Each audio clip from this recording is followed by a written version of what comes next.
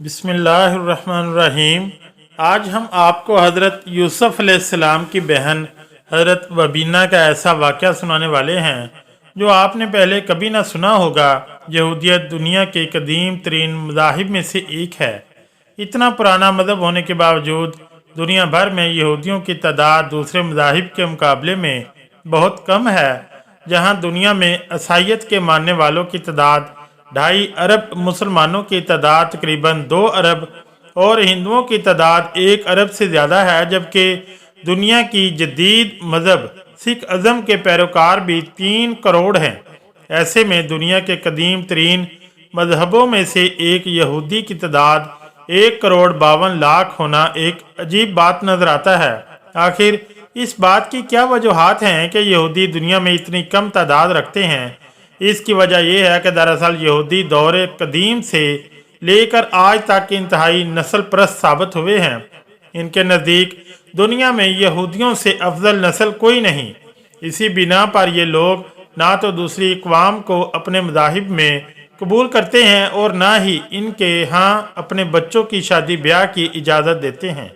इनके मुताबिक असल यहूदी वही है जिसके माँ और बाप दोनों हज़रत याकूब के 12 बेटों की औलाद में से हों। इनके अलावा ना तो कोई बाहर का शख्स यहूदियत कबूल कर सकता है और ना ही कोई यहूदी लड़की या लड़का गैर अक़वाम में शादी ब्याह कर सकते हैं। अगर कोई यहूदी ऐसा करता है तो वो खालिस यहूदियत से खारिज हो जाता है। यहूदियों की खुद पसंदी और नस्ल परस्ती कोई नई चीज़ नहीं। ये इनमें इस दौर से पाया जाता है जब इस कौम की इब्तिदा हुई थी। इस ज़माने में हम आपके सामने जो किस्सा बयान करने जा रहे हैं वो दरअसल अहले किताब का है, यानी बाइबल और तलमूद दोनों में मौजूद है। तलमूद यहूदियत का मजमुआ कवानीन है जो यहूदियों की ज़िंदगी में तक़द्दुस की दर्जा रखता है। इसके अलावा इमाम इब्न कसीर ने अपनी किताब तारीख़ इब्न कसीर की पहली जिल्द सफ़ा नंबर 454 में भी इस वाक़े का जिक्र किया है। वाक़या कुछ यूँ है कि जब हज़रत याकूब अलैहिस्सलाम अपने अहलो याल के साथ सफ़र करते हुए तबीहम नामी बस्ती से गुजरे तो आपने यहाँ के ज़मींदार जिसका नाम जमहूर था इससे 100 बकरियों के एवज एक ज़मीन खरीदी। यहाँ हज़रत याकूब ने अपना घर बनाया और 15 महीनों तक अमन व अमान में रहे। ये वो दौर था जब हज़रत यूसुफ बहुत ही कम उम्र के थे और आप अपने देगर भाइयों और एक बहन दीना के हमरा इस जगह रहते थे। कुछ अरसा बाद इस बस्ती यानी तबीहम के बाशिंदों ने एक बड़ी ज़ियाफ़त का एहतमाम किया। इसी खुशी के मौका पर यहाँ के रहने वालों ने हज़रत याकूब अलैहिस्सलाम और इनके अहले खाना को भी इस ज़ियाफ़त में शिरकत की दावत दी। इस दावत के मौका पर इस बस्ती के शहजादे शकम बिन जमहूर और इसके घर वालों को हज़रत याकूब अलैहिस्सलाम की बेटी दीना की सीधी सादी शख्सियत बहुत पसंद आई। इस दावत के बाद बस्ती का हुक्मरान जमहूर हज़रत याकूब अलैहिस्सलाम के पास हाजिर हुआ। इसने हज़रत याकूब अलैहिस्सलाम से इल्तिजा की, आप अपनी बेटी की शादी मेरे बेटे से कर दें, हमारे इस वसी मुल्क में सुकून से रहें और इसमें तजारत करें। इसके अलावा उन्होंने ये भी कहा, आप जितना माल तलब करेंगे हम खुशी से दे देंगे।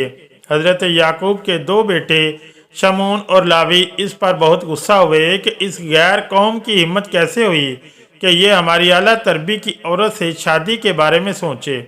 उन्होंने नाए चलाकी से इस बस्ती के फरमारवा जमहूर से अपने दादा हज़रत इसहाक से मशवरा करने और सोचने के लिए कुछ मोहलत तलब की। जब इस बस्ती का हुक्मरान जमहूर और शहजादा शकम दोबारा इनका फैसला सुनने के लिए आए तो लावी और शामून ने इनके सामने एक शर्त रखी कि हमारे लिए अपनी बहन की शादी एक ऐसे आदमी के साथ करना एक शर्मनाक बात होगी जिसके खतना ना हुआ हो।